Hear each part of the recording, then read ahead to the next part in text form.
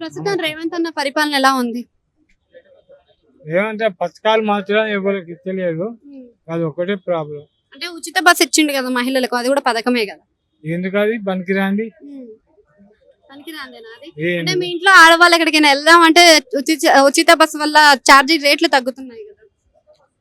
ఏం తగ్గుతున్నాయేమో, ఏడాదికి ఒక రోజు వేటోళ్ళు ఇంటోళ్ళు. అంటే రుణమాఫీ కూడా చేస్తా అని అంటున్నాడు కదా, మరి రుణమాఫీ 2 లక్షలు అంటే అది మంచిదే కదా. ఏం చేయండి అమ్మా,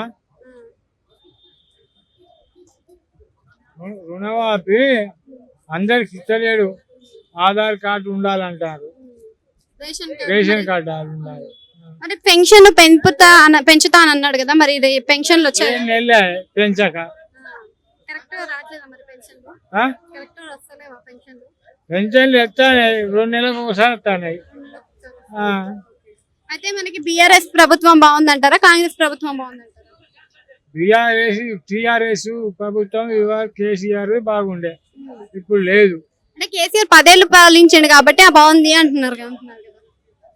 అప్పుడు బాగుండే, ఇప్పుడు ఇది మాత్రము పెన్షన్లు ఇస్తలేడు.